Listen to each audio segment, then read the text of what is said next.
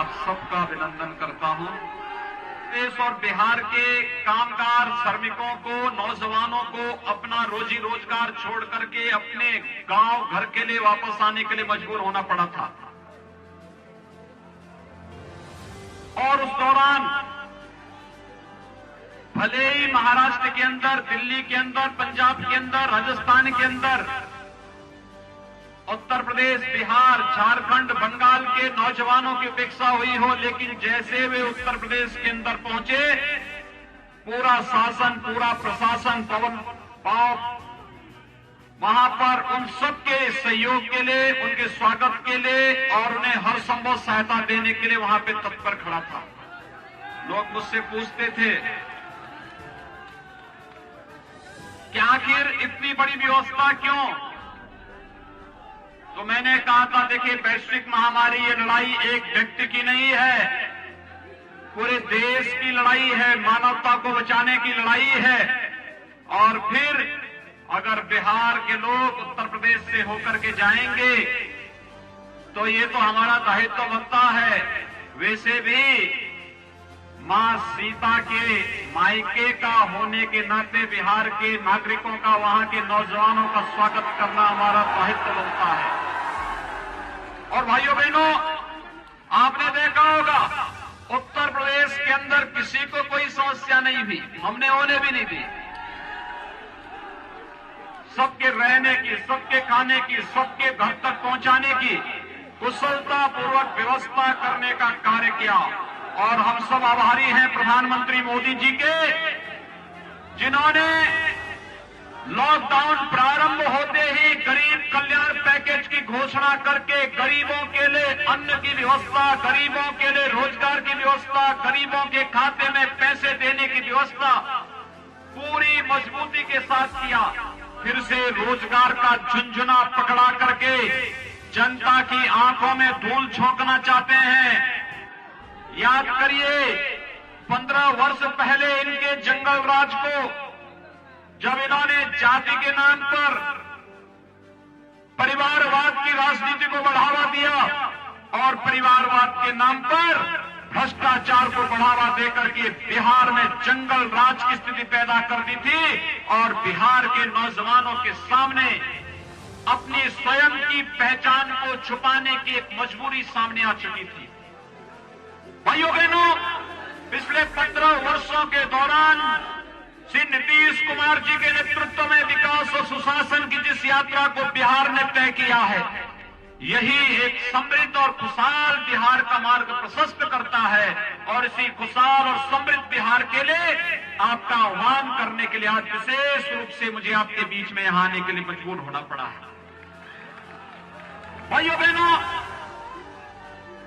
बिहार अपनी युवाओं की ऊर्जा के लिए जाना जाता है। बिहार यहां के नौजवानों की प्रतिभा को दुनिया मानती है। यहां के नौजवानों की ऊर्जा और यहां के नौजवानों की पूरी प्रतिभा आज दुनिया उसका लोहा मानती है। लेकिन भाइयों बहनों, ये जातिवादी और परिवारवादी ताकतों ने बिहार की इस पहचान को, बिहार के युवाओं की इस ऊर्जा को, इस प्रतिभा को पूरी तरह कुंद करने का कार्य किया। लेकिन आज एक बार जब विधानसभा के चुनाव हो रहे हैं तो मैं आप सबका आह्वान करना चाहता हूं। आज आपके सामने कांग्रेस और राजद के लोग तमाम प्रकार की ताकतों के साथ जो समाज के विरोधी हैं, जिनके द्वारा हिंसा और हिंसा के अलावा कोई दूसरा उनके सामने कोई दूसरा मार्ग नहीं, उन लोगों के साथ गठजोड़ करके जैसे फिर से यहां की विकास को बंधक बनाना चाहते हैं, उसी पर आपका आह्वान करने के लिए मैं आपके बीच आया हूं। आपने 6 वर्ष पहले प्रधानमंत्री के रूप में मोदी जी का चयन किया और जब मोदी जी देश के अंदर प्रधानमंत्री बने, उन्होंने देश की राजनीति की धुरी को बदलने का कार्य किया।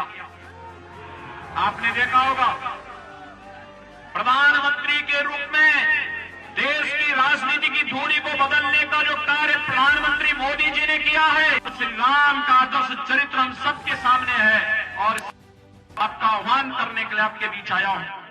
हम सब मिलकर के इस कार्यक्रम प्रदान करें। भाइयों बहनों, ये जो जातिवादी ताकतें जो राम मंदिर के मार्ग में बाधक थी, कश्मीर में आतंकवाद और देश के अंदर नक्सलवाद को समाप्त करने में बाधक थी, नौजवानों की नौकरी और रोजगार में बाधक थे, इन सभी लोगों को मुंहतोड़ जवाब देने का अवसर है बिहार विधानसभा का चुनाव। और बिहार विधानसभा चुनाव के माध्यम से मेरी आप सबसे अपील होगी, कल 28 अक्टूबर को पहले चरण का चुनाव संपन्न हुआ। 54% लोगों ने कल मतदान में भाग लिया। भाइयों बहनों, मेरा आप सबसे अपील है, द्वितीय चरण का चुनाव 3 नवंबर को होने जा रहा है और हमारा प्रयास होना चाहिए द्वितीय चरण में हम मतदान के प्रतिशत को 70% तक पहुंचाने का कार्य करें। ये सब नौजवानों की ऊर्जा ये कर सकती है, आप कर सकते हैं। आप अगर इस कार्यक्रम को आगे बढ़ा देंगे, भाइयों बहनों, मैं विश्वास के साथ कह सकता हूं, भाजपा और जदयू के ही प्रत्याशी जीतेंगे अगर 70% मतदान हो गया तो। मतदान के प्रतिशत को बढ़ाने के लिए आप सबका आह्वान कर रहा हूं और इतनी भारी संख्या में लोग यहां पर उपस्थित हुए हैं और इसमें भी 90 से 95% तो युवा है। ये युवाओं की ऊर्जा, जिस देश के अंदर और जिस प्रदेश के अंदर इस प्रकार की युवा ऊर्जा हो, वो पीछे रह ही नहीं सकता, हो तो आगे ही आगे जाना है। और बिहार नित्य निरंतर प्रगति के पथ पर जिस विश्वास के साथ बढ़ रहा है, उस विश्वास के लिए आवश्यक है अच्छे प्रतिनिधियों को हम चुनाव जिता करके भेजें और अच्छी पार्टियों के हाथों में प्रदेश की बागडोर हम सौंपे। और इस दृष्टि से भारतीय जनता पार्टी ने दरोदा विधानसभा क्षेत्र से श्री करणजीत सिंह जी को भारतीय जनता पार्टी ने प्रत्याशी बनाया है और एकमा विधानसभा क्षेत्र से श्रीमती सीता देवी जी को जदयू ने यानी एनडीए ने अपना प्रत्याशी बनाया है। मेरा आप सबसे अपील होगा, एनडीए के प्रत्याशी जहां कहीं भी लड़ रहे हैं, भाजपा हो, जदयू हो और अन्य हमारे सहयोगी दल हैं, इन सभी के प्रत्याशियों को, भारतीय जनता पार्टी और सहयोगी दलों के प्रत्याशियों को उनके चुनाव चिन्ह पर भारी बहुमत से विजयी बनाने की अपील आप सबसे करने के लिए मैं आज आपके बीच आया हूं।